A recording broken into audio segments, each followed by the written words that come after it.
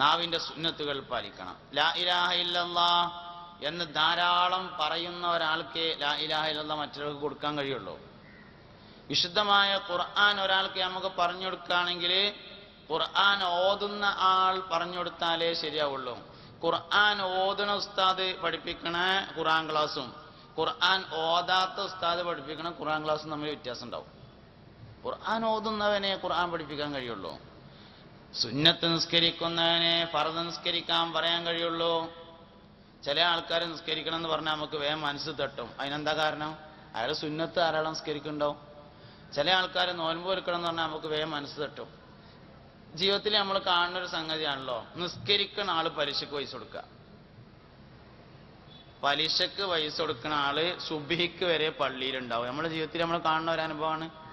നിസ്കരിക്കുന്നവൻ നോമ്പ് നോൽക്കാത്ത അവസ്ഥ, നോമ്പ് നോൽക്കുന്നവൻ നിസ്കരിക്കാത്ത അവസ്ഥ. സൽക്കാരത്തിനൊക്കെ പോകുമ്പോ റമദാൻ മാസത്തിൽ സൽക്കാരത്തിന് നോമ്പുറക്കൊക്കെ പോകുമ്പോ ഒപ്പൊക്കെ പോരും, നോമ്പൊക്കെ ഉണ്ടാവും. കാരക്കൊക്കെ തിന്ന് പച്ചവെള്ളമൊക്കെ കുടിച്ച് നോമ്പൊക്കെ തുറന്ന് എല്ലാവരും നിസ്കരിക്കാൻ നിൽക്കുമ്പോൾ മുമ്പ് പുറത്തേക്ക് ഇറങ്ങും. എന്നിട്ട് ഇങ്ങനെ ഒന്ന് ആദ്യമൊക്കെ ഇങ്ങനെ കറങ്ങിയിട്ട് പിന്നെ അവസാനം ചായ കുടിക്കാനാകുമ്പോൾ ഘടന വരും. ഒറിജിനൽ നോമ്പുകാരനാ, നല്ല നോമ്പൊക്കെ ഉണ്ട്, നോമ്പ് തുറന്നു, ഓന് നിസ്കരിക്കാൻ തോന്നണില്ല. എന്താ കാരണം?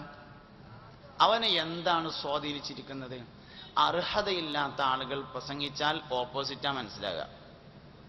ഒരു അർഹത ഇല്ലാത്ത ഒരാൾ തൗബയെ കുറിച്ച് സംസാരിച്ചാൽ കേൾക്കണവർക്ക് തെറ്റിയണം എന്നാ മനസ്സിലാകുക. ഷെയ്ത്താന്റെ അടുത്ത് കുറേ പ്രഭാഷണ വിഷയങ്ങളുണ്ട്. മുമ്പ് ഭയങ്കര വായതാണ്, നല്ലോണം വായതു പറയും, നല്ല ദായിയാന്നാ നമുക്ക് തോന്നുക. ഷെയ്ത്താനെ ഭയങ്കര ദാവത്തായിരിക്കും. ഷെയ്ത്താന്റെ പദ്ധതി എന്താ വെച്ചാല് നമ്മളെല്ലാവരും ഷെയ്ത്താന്റെ ആളുകളാവണം എന്നവന് ആഗ്രഹമൊന്നുമില്ല. അള്ളാന്റെ ആളാകരുത് എന്നേ ആഗ്രഹമുള്ളൂ. വേറെ ആരുതായാലും കുഴപ്പമില്ല. നമ്മൾ കരുതിയ എന്താ വെച്ചാൽ ഷെയ്ത്താൻ ഓനാളുണ്ടാക്കുക എന്നാണ്. അങ്ങനല്ല, അള്ളാഹ്ക്ക് ആളില്ലാതൊക്കെ. അള്ളാഹുവിന് ആളുകൾ ഉണ്ടാവരുത്, അത്രേ ലക്ഷ്യമുള്ളൂ. വേറെ എന്തിലേക്ക് തിരിഞ്ഞാലും ഓനെ അതൊരു കുഴപ്പമില്ല. ഇങ്ങനെയാണ് അവന്റെ പ്രവർത്തനങ്ങൾ. അപ്പോ അള്ളാഹുവിന് നേരെ എതിരിലായി അവൻ സദാസമയവും പ്രവർത്തിച്ചുകൊണ്ടിരിക്കുന്നു. നമ്മൾ പലപ്പോഴും അറിഞ്ഞും അറിയാതെയും അതിൽപ്പെട്ടു പോകുന്നു. സുന്നത്തുകളെ നബി സല്ലല്ലാഹു അലൈഹി വസല്ലമ തങ്ങളിലേക്ക് ബന്ധപ്പെടുത്തുന്നതിന് പകരം മറ്റു പലരിലേക്കും ബന്ധപ്പെടുത്തുന്ന ഒരവസ്ഥ നമ്മളിലും വരുന്നു. നല്ലൊരു സുന്നത്ത് കണ്ടിട്ട് ആ സുന്നത്ത് ഇങ്ങനെ ചെയ്യുമ്പോൾ നമ്മൾ നബി തങ്ങളിലേക്കല്ലാതെ അത് മറ്റു പലരിലേക്കും ബന്ധപ്പെടുത്താൻ പലപ്പോഴും ശ്രമിക്കാറുണ്ട്. ഭക്ഷണത്തിലെ സുന്നത്ത് ഉദാഹരണം. ഭക്ഷണത്തിലെ പല സുന്നത്തുകളും ശരിക്കും നബി സല്ലല്ലാഹു അലൈഹി വസല്ലമ തങ്ങളിലേക്ക് ബന്ധപ്പെടുത്തുമ്പോഴാണ് അത് ദഅവത്തും അത് ശരിയുമാകുന്നത്. പുണ്യനബിയുടെ സുന്നത്താണ് എന്ന അർത്ഥത്തിലാണ്. പക്ഷെ അത് നമ്മൾ വേറെ പലരിലേക്കും ബന്ധപ്പെടുത്താൻ വേണ്ടി ശ്രമിക്കുന്നു. യാത്രയുടെ സുന്നത്തുകൾ മറ്റു പലരിലേക്കും ബന്ധപ്പെടുത്താൻ വേണ്ടി നമ്മൾ ശ്രദ്ധിക്കാറുണ്ട്. സലാം പറയുന്നതിന്റെ സുന്നത്ത്, വസ്ത്രധാരണയുടെ സുന്നത്ത്, ഇതൊക്കെ നബി സല്ലല്ലാഹു അലൈഹി വസല്ലമ തങ്ങളിലേക്ക് ബന്ധപ്പെടുത്തുമ്പോഴാണ് യഥാർത്ഥത്തിൽ ഏറ്റവും പ്രധാനപ്പെട്ട ദഅവത്തായി മാറുന്നത്. ആധുനിക മാധ്യമങ്ങളെ നമുക്ക് പല നിലക്ക് ഉപയോഗപ്പെടുത്താം. ഒരു പ്രധാനപ്പെട്ട അസ്ല് നമ്മൾ മനസ്സിലാക്കി വേണം ദഅവത്തിന് വേണ്ടി എല്ലാ മാധ്യമങ്ങളും ഉപയോഗപ്പെടുത്താൻ. എന്താണ് ആ അസ്ല്? നമ്മുടെ ഈമാനിന്റെ ബേസ് എന്ന് പറയുന്നത് മുഹമ്മദ് നബി സല്ലല്ലാഹു അലൈഹി വസല്ലമയോടുള്ള താല്പര്യമാണ്. നമ്മൾ എത്ര ആലോചിച്ചാലും സിറാത്ത് പാലം എങ്ങനെയെന്ന് മനസ്സിലാവാൻ പോണില്ല. മുടിയേക്കാൾ നേർമയായത്, വാളിനേക്കാൾ മൂർച്ചയുള്ളത്, കറുപ്പ് ശക്തമായത്, അതൊക്കെ സമ്മതിച്ചു. നരകത്തിന്റെ മേലിട്ടത് അതെങ്ങനെ നമുക്ക് ഉൾക്കൊള്ളാൻ കഴിയാം? നരകം എന്ന് പറഞ്ഞാൽ അത്രേ, നരകത്തിന്റെ ആഴം 70,000 കൊല്ലം. അപ്പൊ നരകത്തിന്റെ വീതി 70,000 കൊല്ലം ഉണ്ടാവുമല്ലോ. 70,000 കൊല്ലം നടന്നാൽ അക്കരെ കടക്കാൻ മാത്രം നീളമുള്ള ഒരു മുടി അയമക്കൂടി മനുഷ്യന്മാര്, ഇക്കണ്ട കോടാനക്കോടി മനുഷ്യന്മാര് മുഴുവൻ കടന്നു പോകണമെന്ന് പറഞ്ഞാൽ എങ്ങനെ അത് ബുദ്ധിയിൽ ഒതുങ്ങും? നമുക്ക് എങ്ങനെ മനസ്സിലാവും അത്? ഒരിക്കലും അത് ആലോചിച്ച് മനസ്സിലായിട്ട് ഒരാൾ വിശ്വസിക്കാൻ പോകുന്നില്ല. പിന്നെന്താ? നമുക്ക് മുഹമ്മദ് നബി സല്ലല്ലാഹു അലൈഹി വസല്ലമ തങ്ങളെന്ന് മനസ്സിലായപ്പോൾ സിറാത്ത് പാലം മനസ്സിലായതാണ്. ഞാനീ പറയുന്നത് നിങ്ങൾ ശരിക്കും മനസ്സിലാക്കണം. നമുക്ക് മനസ്സിലായ വിഷയം മുഹമ്മദ് മുസ്തഫ സല്ലല്ലാഹു അലൈഹി വസല്ലമ തങ്ങൾ അള്ളാഹുവിന്റെ റസൂലാകുന്നു എന്ന് മനസ്സിലായതാണ്. ഇതാണ് മനസ്സിലായത്. അള്ളാന്റെ റസൂലാണ് മുഹമ്മദ് നബി എന്ന് മനസ്സിലാവണമെങ്കിൽ 4 കാര്യങ്ങൾ മനസ്സിലാകണം. അർസലം ബിയദവി ഫഅതാന ബിസ്സദ്ഖി വത്തബ്ലീഗി വൽ അമാന ഫതാനത്ത്, അമാനത്ത്, തബ്ലീഗ്, സിദ്ഖ്, ഈ 4 കാര്യങ്ങൾ മനസ്സിലാകുമ്പോഴാണ് മുഹമ്മദ് നബി സല്ലല്ലാഹു അലൈഹി വസല്ലം അള്ളാന്റെ റസൂലാകുന്നു എന്ന് മനസ്സിലാവുക. മുഹമ്മദ് നബി അള്ളാന്റെ റസൂലാണെന്ന് മനസ്സിലാകുമ്പോഴേ സിറാത്ത് പാലം മനസ്സിലാകുള്ളൂ, അപ്പോഴേ മീസാൻ മനസ്സിലാകുള്ളൂ, അപ്പോഴേ ഹിസാബ് മനസ്സിലാകുള്ളൂ, അപ്പോഴേ ഹൗദ് മനസ്സിലാകുള്ളൂ, ജന്നത്തും നാറും മനസ്സിലാകുള്ളൂ. അതിന് മുമ്പ് അത് മനസ്സിലാകാൻ പോണില്ല. അതുകൊണ്ട് നമ്മുടെ ഈമാന്റെ ബേസ് എന്ന് പറയുന്നത് മുഹമ്മദ് നബി സല്ലല്ലാഹു അലൈഹി വസല്ലമയാണ്. മുഹമ്മദ് നബി സല്ലല്ലാഹു അലൈഹി വസല്ലമയിൽ നിന്നു തന്നെ ഈ 4 കാര്യങ്ങളാണ്. ഈ 4 കാര്യങ്ങളാണ്. മുഹമ്മദ് നബി സല്ലല്ലാഹു അലൈഹി വസല്ലം വലിയ നീതിമാനായിരുന്നു എന്നൊരാൾ വിശ്വസിച്ചു, അതുകൊണ്ട് മുഅ്മിനാവൂല. മുഹമ്മദ് നബിയുടെ ശരീരം ഭയങ്കര ഉഷാറായിരുന്നു എന്നൊരാൾ വിശ്വസിച്ചു, അതുകൊണ്ട് മുഅ്മിനാവൂല. ഇസ്ലാമിക ഭരണം ഇന്ത്യയിൽ ഭരണം വരികയാണെങ്കിൽ ഇസ്ലാമിന്റെ ഭരണ വരണ്ടെന്ന് ഒരാൾ പറഞ്ഞു, അതുകൊണ്ട് മുസ്ലിം ആവൂല. മുസ്ലിം ആവണമെങ്കിൽ മുഹമ്മദ് നബി സല്ലല്ലാഹു അലൈഹി വസല്ലം അള്ളാന്റെ റസൂലാണ് തന്നെ വിശ്വസിക്കണം, അപ്പോഴേ ആവുള്ളൂ. അള്ളാന്റെ റസൂലാണെന്ന് വിശ്വസിക്കണമെങ്കിൽ, ആ വിശ്വാസം വരണമെങ്കിൽ ഈ 4 കാര്യങ്ങൾ വിശ്വാസത്തിൽ വരണം.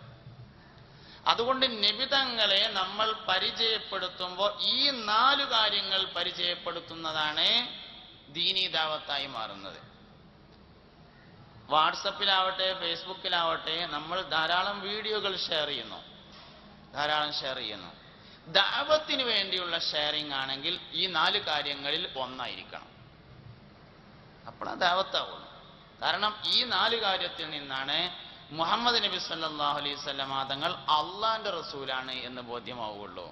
അള്ളാന്റെ റസൂലാണെന്ന് ബോധ്യമായാലേ ഈമാനിന്റെ ബേസായ അഷ്ഹദു അന്ന മുഹമ്മദർ റസൂലുള്ളാഹ് എന്നതിലേക്ക് എത്തിച്ചേരുള്ളൂ.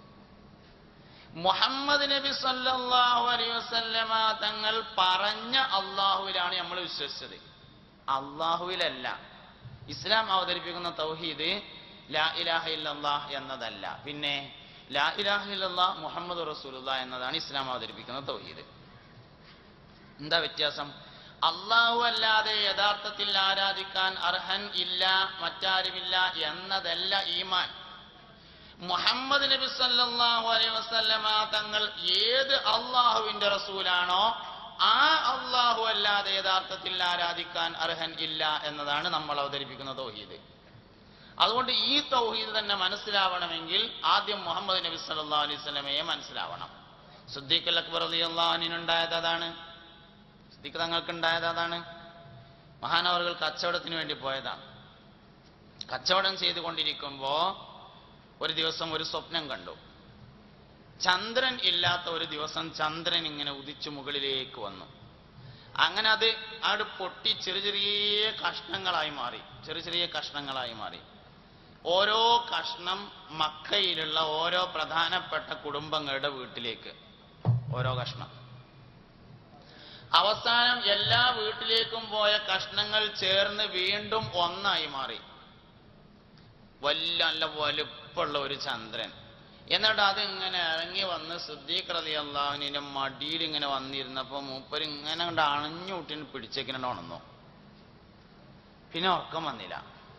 സാധാരണ സ്വപ്നം കാണാറുണ്ട്, ഇതൊരു സാധാരണ സ്വപ്നമല്ല എന്ന് സിദ്ദീഖുൽ അക്ബർ തങ്ങൾക്ക് മനസ്സിലായപ്പോ മഹാനായ സിദ്ദീഖുൽ അക്ബർ റളിയല്ലാഹു അൻഹു അവിടെ ഉണ്ടായിരുന്ന പൂർവകാല വേദങ്ങൾ പഠിച്ച തഅബീറുൽ മനാം അറിയാവുന്ന ഒരാളുടെ അടുത്ത് ചെന്നു. സ്വപ്നവ്യാഖ്യാനം അറിയാവുന്ന ഒരാളുടെ അടുത്ത് ചെന്നിട്ട്, ഞാൻ ഇന്നലെ ഇങ്ങനെ ഒരു സ്വപ്നം കണ്ടു, അതിന്റെ തഅബീർ എന്താണെന്ന് ചോദിച്ചു. അയാൾ പറഞ്ഞു, അവസാനത്തെ പ്രവാചകൻ വരാൻ സമയമായിട്ടുണ്ട്, നിങ്ങൾ ആ അവസാന പ്രവാചകനെ കൊണ്ട് വിശ്വസിക്കുമെന്നാണ് ഇതിന്റെ തഅബീർ. ആ കച്ചവടം കഴിഞ്ഞ് നാട്ടിലെത്തിയാലും ഒരു കച്ചവടം ഉണ്ടാവും. കാരണം കച്ചവടം കഴിഞ്ഞ് പണവുമായല്ല തിരിച്ചു വരിക, മക്കയിൽ ഇല്ലാത്ത സാധനങ്ങൾ വാങ്ങിയിട്ട് അതുകൊണ്ടാണ് വരിക. അങ്ങനെ വന്ന ഉടനെ ഒരു കച്ചവടം ഇവിടെ ഉണ്ടാവും. ആ രണ്ടാം കച്ചവടം നടന്നുകൊണ്ടിരിക്കുകയാണ്. ആ സമയത്ത് അബൂജാഹിൽ ചെന്നിട്ട് ചോദിച്ചു, വല്ല വിവരം അറിഞ്ഞോന്ന് ചോദിച്ചു.